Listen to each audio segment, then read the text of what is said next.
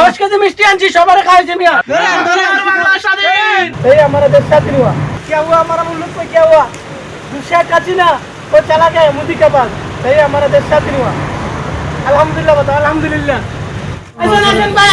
मिष्टी खाई जाओ ये हमारा शेख हसीना स्वाधीन हुआ सही है हां वो बाकी चला खाई दिया चला मामू रे देखो मामू खाओ बेटा खाओ मोदी के पास गया एक खाओ वो मिष्टी लेके अल्हम्दुलिल्लाह बताओ अल्हम्दुलिल्लाह शेख हसीना को तो नहीं चाहिए कारण मिष्टी अच्छा ठीक है আলহামদুলিল্লাহ বলেন আলহামদুলিল্লাহ আলহামদুলিল্লাহ আপনি তো অবশ্যই জানেন যে শৈলেন্দ্র শেখ হাসিনা ভালো করে আলহামদুলিল্লাহ আমি আজকে ফজরের নামাজ পড়া শহীদের মসজিদে কান্দাকাটি করে বলছি যে শরীয়তের যে পতন হয় আলহামদুলিল্লাহ আলহামদুলিল্লাহ একটা দিনে যে পতন হইছে আচ্ছা আপনি এই মিষ্টিটা কেন খাওয়াইতেছেন শরীয়তেরই আমি আর নাম নিব না মুখটা অপবিত্র হয়ে যাবে শরীয়তেরই যে লোকটা ছিল ওর কারণে আমার পতন হয়েছে এই কারণে রাক্ষসের কারণে যারা নাকি আমার দেশের ছাত্র ভাইদেরকে মারছে ওই রাক্ষসনি আজ পতন হয়েছে এই কারণে দেখেন মিষ্টি 10 কিলো মিষ্টি আছি আমি রাস্তায় রাস্তায় সারা জায়গায় দিয়ে আসছি শেখ হাসিনা পতন হয়েছে খুব খুশি হইলাম আমরা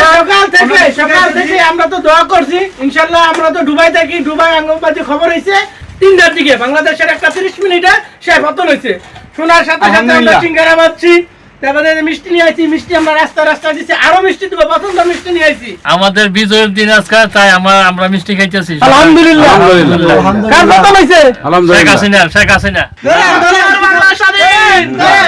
প্রবাসীরা আমাদের সর্বোচ্চ পরিমাণ রেমিটেন্স পার্টি আমরা দেশ পুনর্গঠন করব ইনশাআল্লাহ। অনুভূতি প্রকাশ করার মতো ভাষা আর আমাদের কাছে নেই। একটা স্বাধীন রাষ্ট্র পাইলে সাধারণ জনগণ যেই পরিমাণ খুশি হয় আমরাও সেই পরিমাণ খুশি দূর প্রবাসে থাইকো ভাই। ভাই যে বিভিন্ন রুমে যে মিষ্টি বিতরণ হয়েছে বাইরে তো মিষ্টি বিতরণ হয় না বিভিন্ন রুমে রুমে মিষ্টি বিতরণ হয়েছে সেটার জন্য আপনার অনুভূতিটা কি? এটা ভাই আমরা দীর্ঘদিন যাবত একটা স্বৈরাচারী সরকারের অধীনে ছিলাম।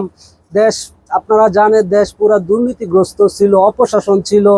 এই স্বৈরাচার সরকারের পতন হওয়ার কারণে আমরা মনে করেন যে এই খুশিতে আমরা মূলত মিষ্টি খাইছি এবং বিতরণ করছি। এখন আমাদের ভূমিকাই তো এখানে প্রাধান্য পাবে সবচেয়ে বেশি। ওরা দেশ স্বাধীন করছে, এখন আমরা প্রবাসীরা আমাদের সর্বোচ্চ পরিমাণ রেমিটেন্স পার্টি আমরা দেশ পুনর্গঠন করব ইনশাআল্লাহ। আমাদের অনুভূতি বলে শেষ করার মতো না। এই স্বৈরাচার সরকার কতটা যে নির্লজ্জ এবং কতটা যে হায়ানার আমাদের ছোট ছোট ছাত্র ভাইদেরকে ছাত্র বোনদেরকে ছোট ছোট বাচ্চাদেরকেও রেহাই দেয়নি, ঠিক আছে। এর পতনে আমরা প্রবাসীরা যা খুশি, যার পরনাই খুশি, আমরা মানে প্রকাশ করতে পারতেছি না আসলে এতটা খুশি হয়েছি। এখন যেটা শোনা যাচ্ছে তাকে ভারতে গ্রহণ করে নাই। আমার পক্ষ থেকে প্রবাসীদের পক্ষ থেকে একটাই আকুল আবেদন থাকবে, তাকে যেন যতটা না অন্যায় করেছে প্রতিটা অন্যায়ের শাস্তি যেন পাই টু পাই এই হিসাব নেওয়া হয়। আমার অনুভূতি হচ্ছে এই স্বৈরাচার শেখ হাসিনা সরকারের পতন হয়েছে। স্বৈরাচার সরকারের এই দেশের মাটিতেই বিচার হোক, এটাই আমার প্রত্যাশা।